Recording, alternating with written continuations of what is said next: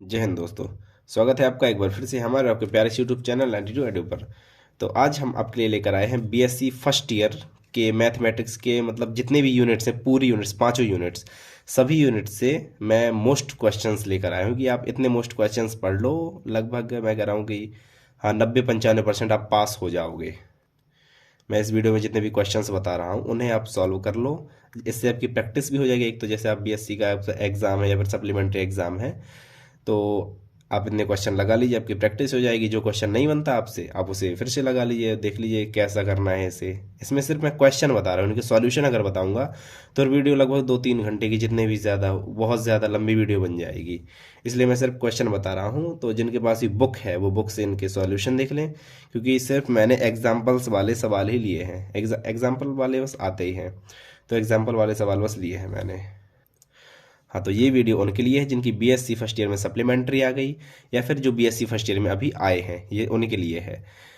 तो जितने भी मैथ की पूरी यूनिट है उनके सबसे मोस्ट इम्पोर्टेंट क्वेश्चन मैंने यहाँ पर छांटे हैं, और ये क्वेश्चन ढूंढने में मुझे लगभग 2-3 घंटे लगे हैं। तब ये मैंने सब लिख पाया हूँ ये पूरे। अब इनकी वीडियो बना रहा हूँ, ठीक है। तो चलो देखो। सबसे पहली यूनिट 1 है उत्तरोत्तर अवकलन और लेबनिज प्रमेय। इसमें आपने लेबनिज प्रमेय पढ़नी है। लेबनिज प्रमेय, इसका जो सबसे इम्पोर्टेंट चीज़ है वो है लेबनिज प्रमेय। इसका प्रूफ और जो स्टेटमेंट है वो आपको successive differentiation and Lebanese theorem. तो ये है सबसे पहला क्वेश्चन। ये इंपॉर्टेंट क्वेश्चन है, आप देख लीजिए।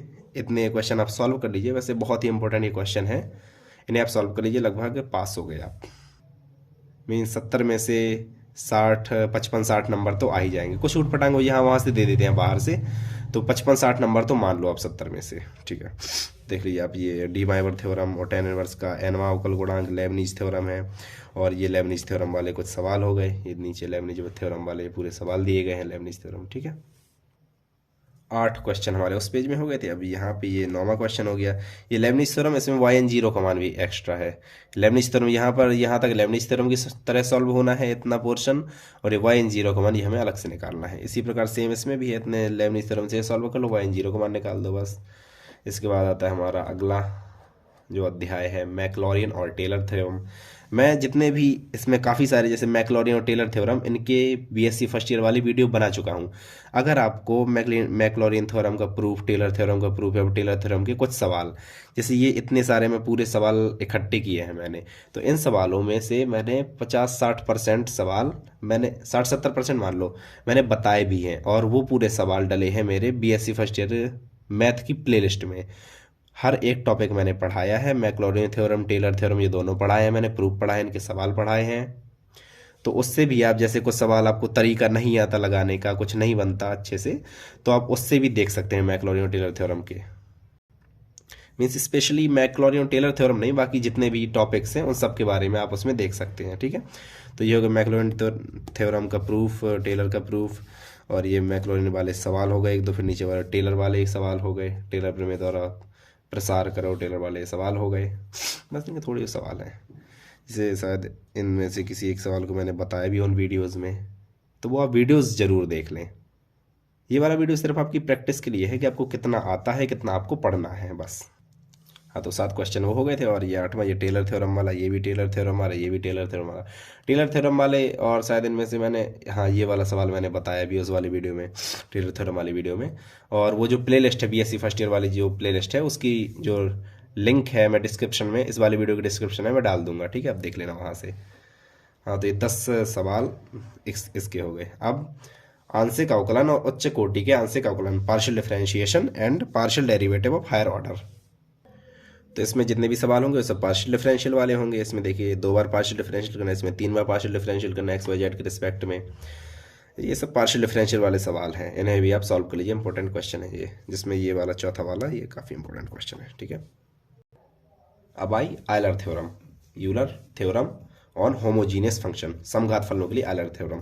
तो आयलर थ्योरम को सबसे पहले तो आपको प्रूफ देखना है, ये सबसे इंपॉर्टेंट है इसमें, आयलर थ्योरम का प्रूफ। ये आयलर थ्योरम वाली मैंने वीडियो बनाई है, उस प्लेलिस्ट में आपको ये भी मिल जाएगी, ठीक है। और स्टूडेंट प्रूफ हो गया। और यू बराबर इतना हो तो ये ज्ञात कीजिए। आयलर थ्योरम में ये सब है, ये जितने भी क्वेश्चन दिए हैं ये सब आप इन्हें सॉल्व कर लीजिए, बस समझ लो आयलर थ्योरम आपकी कंप्लीट, क्योंकि यही सब इंपॉर्टेंट क्वेश्चन है। इन्हें बस आप को पता होना चाहिए कैसे सॉल्व करना है, और उनके तरीके उस वीडियो में आपको मिल जाएंगे, ठीक है। हाँ तो ये हुए। अब अगला अगला अध्याय हमारा एसिम्प्टोट्स, अनंत स्पर्शियाँ। तो अनंत स्पर्शियों में आपको ये जितने भी दिए गए हैं सबकी अनंत स्पर्शी निकाल के आप देख लो, अनंत स्पर्शी इनकी निकाल दे बन जाए, समझ लो अनंत स्पर्शियों वाले जितने भी सवाल हैं आपको बन जाएंगे आपसे तुरंत।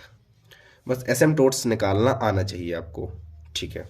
तो एसिम्प्टोट्स वाले हो गए, इसमें x बराबर 1 y बराबर m रख के ऐसे सॉल्व करते हैं, बस वही वाले सवाल हैं। अब कर्वेचर वक्रता, तो वक्रता इसका इंट्रिंसिक फार्मूला देखना है, जो वक्रता त्रिज्या वाला है, इंट्रिंसिक फार्मूला और कार्टेशियन फार्मूला। एक इंट्रिंसिक फार्मूला एक कार्टेशियन फार्मूला, इनका प्रूफ आपको आना चाहिए, ठीक है। इंट्रिंसिक कार्टेशियन और एक और है वो अभी आगे बताता हूँ मैं। और बस ये कुछ सवाल हैं कि इस पर वक्रता त्रिज्या ज्ञात करो, ये फंक्शन और इस बिंदु पर, और जैसे ये हो गया, ये कैटेनरी दिया है हमें, और इस बिंदु पर वक्रता त्रिज्या इतनी है प्रूफ करो, इस पर वक्रता त्रिज्या इतनी है प्रूफ करो, ये वक्रता त्रिज्या इतनी है प्रूफ करो, बस यही वाले सवाल हैं सिंपल। और उसके बाद सातवां ये है, दीर्घवृत्त दिया गया रो और स्पष्ट डाला गया लंब की लंबाई है रो, ठीक है। ये पी बस ये बता रहा है, जैसे रो का मान ये सी, हाँ प्रूफ करने का रो का मान इतना आता है, पी क्या है, पी स्पर्श रेखा डाले गए लंब की लंबाई है, बस ये। और देखिए अभी हमने इंट्रिंसिक फार्मूला बताया था, कार्टेशियन फार्मूला, और ये है पीडल फार्मूला। ये तीनों आपको अच्छे से आना, इन तीनों में से कुछ भी आ सकता है, देखो ये तीनों इंपॉर्टेंट फॉर्मूलेज हैं। उसके बाद ये दिया है और बिंदु इतने वक्रता त्रिज्या ज्ञात करनी है, बस इसमें कुछ उतना कुछ खास नहीं है। इसके बाद अवतलता उत्तलता नति परिवर्तन या टेस्ट ऑफ कन्वेक्सिटी और कन्विटिटी एंड पॉइंट ऑफ इन्फ्लेक्शन, ठीक है। ये पॉइंट ऑफ इन्फ्लेक्शन इनके ज़्यादा सवाल नहीं आते, बस बता रहा हूँ कि ये दो सवाल लगा लेना, अगर आ भी गए तो ऐसे ही आ जाएंगे, छोटे मोटे सवाल, इन्हें आप लगा के देख लो, ये बन जाने चाहिए, बस सिंपल है ये वाले सवाल।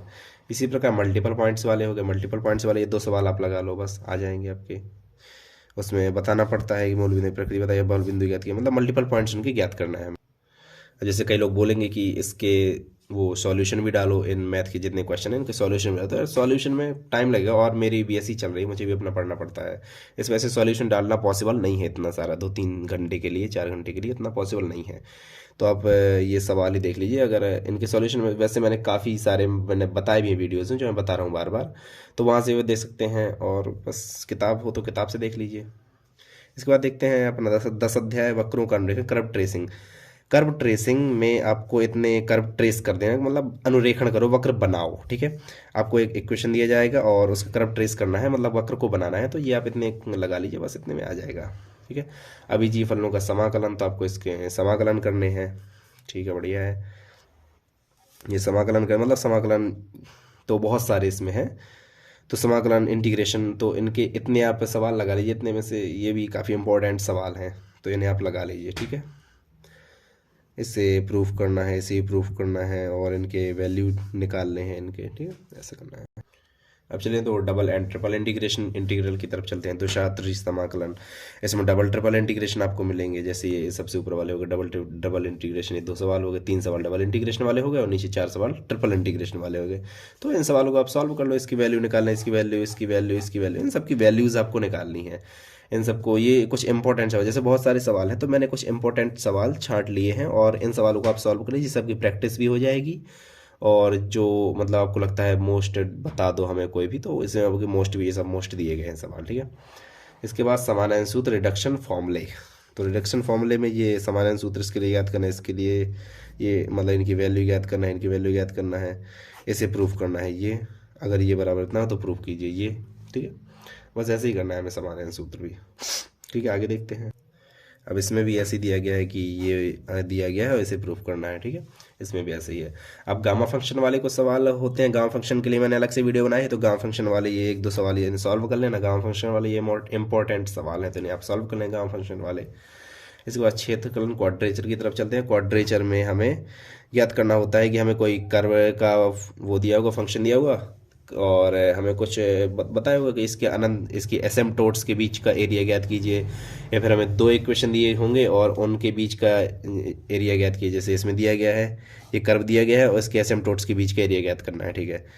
तो बस इसमें ऐसे दिया गया, जैसे ये हमें दिया गया एक दीर्घवृत्त, मीन्स एलिप्स, हाँ एलिप्स, तो एलिप्स का इसमें एरिया ज्ञात करना है, एलिप्स का एरिया वैसे पाई ये भी होता है, तो इसे प्रूव करें, इसमें निकालो। और जैसे ये हमें 2 परवलय दिए गए हैं, तो उनके बीच का एरिया ज्ञात करना है। इसमें एक परवलय, एक रेखा दी गई है, तो उसके बीच का एरिया ज्ञात करना है, इसमें सब एरिया ज्ञात करने हैं। और इसके बाद क्षेत्रफलन के बाद आता है चापकलन रेक्टिफिकेशन। रेक्टिफिकेशन है, आपको चाप की लंबाई ज्ञात करनी होती है, जो भी चाप हो उसकी लंबाई। जैसे ये इक्वेशन दिया गया, इसके चाप की लंबाई इतने इतने तक ज्ञात कीजिए, और इसमें प्रूफ कीजिए कि संपूर्ण लंबाई 6 से है, उसमें ज्ञात करने से प्रूफ करनी है। बस इसमें भी ऐसे ही अर्धवार्षिक चाप की लंबाई समविभाजित कर दिया, बस यही है, इन्हें आप देख लीजिए।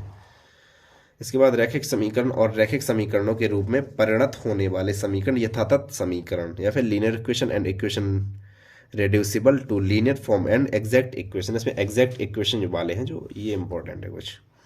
जैसे ये अवकल समीकरण ये हमें दिया गया है, हल करो सॉल्व करना है बस इन्हें, इन्हें भी हल करो, इन्हें भी हल करो, इन सबको हल करना है बस हमें। और ये आप अभी शायद 11-12 में किसी में था, ये इन्हें हल करना भी था शायद 11-12 में किसी क्लास में, तो इन्हें आप पहले भी कर चुके हैं। ठीक है, अब आगे देखते हैं। तो अब आगे है तो बर्नौली इक्वेशन वाले, कुछ बर्नौली वाले होते हैं, तो बर्नौली वाले यहाँ पे 2 सवाल मैंने रख दिए हैं कि इन 2 सवालों को लगा लो, बर्नौली क्लियर हो जाएगी। इसके बाद एग्जैक्ट वाले ये 3 सवाल दिए गए, एग्जैक्ट वाले लगा लो तो एग्जैक्ट वाले, ये 3 सवाल लगा लो तो एग्जैक्ट वाले क्लियर हो जाएंगे। तो अगर कोई एग्जैक्ट का भी आ जाता है तो वो भी बन जाएगा। ठीक है, अब प्रथम कोटि एवं उच्च घातों के अवकल समीकरण, differential equation of first order and higher degrees. ठीक है, तो इसमें कुछ अलग अलग प्रकार के होते हैं, कोई पी में हल होता है, कोई एक्स में, कोई वाई में। तो ये पी में हल होने वाले ये 4 सवाल दिए गए हैं जो पी में हल होते हैं। इन्हें आप जब लगाओगे, या आप लगा भी चुके तो आपको समझ में आएगा पी में कैसे हल होने वाले। इसी प्रकार वाई में हल होने वाले और एक्स में हल होने वाले। ठीक है, ये काफ़ी सारे सवाल हैं, इन्हें आप लगा लो बस। इसके बाद देखते हैं तो ज्यामितीय अर्थ एवं लंबकोणीय संच्छेदियाँ, geometrical interpretation and orthogonal trajectories. तो इसमें हमें लंबकोणीय संच्छेदी ज्ञात करनी, जैसे एक ये हमें कर्व दिया गया है, इसकी लंबकोणीय संच्छेदी ज्ञात करना है, ये कर्व दिया लंबकोणीय संच्छेदी ज्ञात करना है, ये है इसकी ज्ञात करना है, ये है इसके लंबकोणीय संच्छेदी सबकी ज्ञात करना है हमें। लंबकोणीय संच्छेदी निकालना आना चाहिए, इसकी मैंने वीडियो एक बना दी है। ठीक है, इसके बाद अचर गुणांकों वाले रैखिक अवकल समीकरण, ये इसका बहुत बड़ा टॉपिक है, ये शायद 19, 20, 21, 22 ऐसे 21 ऐसे कुछ साथ में है इकट्ठा, तो सबके मैंने थोड़ी थोड़ी ले लिए हैं। तो इनके अब बस आप जितने भी दिए गए ये इतने लगा लो, इतने ही इंपॉर्टेंट है, उतने ज़्यादा आगे कुछ खास नहीं है इंपॉर्टेंट, तो मैंने इसलिए आधे ही ले लिए हैं। जो स्टार्टिंग की यूनिट्स हैं 1, 2, 3, यहाँ से सबसे ज़्यादा पूछा जाता है। 50% पेपर यहाँ से पूछा जाता है, 50% या फिर और ज़्यादा 80% यहाँ से पूछा जाता है। एंड की 4-5 यूनिट से कुछ ही सवाल आते हैं, 2-3 सवाल बस, उससे ज़्यादा नहीं आते। तो linear differential equation and with constant coefficient, तो बस ये वाले लगा लेना है, जितने सवाल दिए गए इन्हें आप लगा लेना। ये बोले वही वाले सवाल है, डी करके इन्हें सॉल्व करना पड़ता है अपन को, बस ऐसे सवाल हो गए। तो ये हुए बीएससी फर्स्ट ईयर के मैथमेटिक्स के जितने भी इंपॉर्टेंट क्वेश्चन है, जिन्हें मैं मानता हूँ कि आपको इतने लगा लेने से आप पास हो जाओगे, वो पूरे मोस्ट इंपॉर्टेंट क्वेश्चन है इस वीडियो में। तो ये वाला वीडियो हम यहीं पर एंड करते हैं, मिलते हैं एक और नए टॉपिक के साथ। Thank you so much, bye bye.